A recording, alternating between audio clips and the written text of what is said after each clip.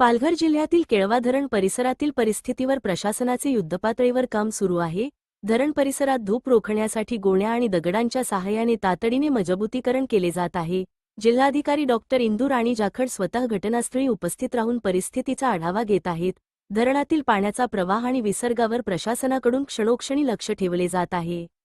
प्रभावित 8 गावांपैकी 4 गावे अतिसंवेदनशील घोषित करण्यात आली आहेत। या गावांतील सुमारे 130 कुटुंबांपैकी 65 कुटुंबांचे सुरक्षित स्थळी स्थलांतर पूर्ण झाले असून उर्वरित 65 कुटुंबांचे स्थलांतर युद्धपातळीवर सुरू आहे।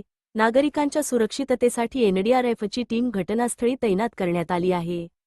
तसेच जिल्हा प्रशासन, जलसंपदा विभाग, पोलीस, महसूल विभाग आणि आपत्ती व्यवस्थापन यंत्रणा संयुक्तपणे परिस्थितीवर सतत लक्ष ठेवून आहेत। पाण्याचा प्रवाह आणखी वाढल्यास अतिरिक्त सुरक्षा उपाययोजना आणि आपत्कालीन व्यवस्था तात्काळ लागू करण्यात येणार असल्याची माहिती प्रशासनाने दिली आहे। प्रशासनाने नागरिकांना अफवांवर विश्वास न ठेवण्याचे, नदी धरण परिसरात गर्दी टाळण्याचे आणि अधिकृत सूचनांचे पालन करून प्रशासनाला सहकार्य करण्याचे आवाहन केले आहे।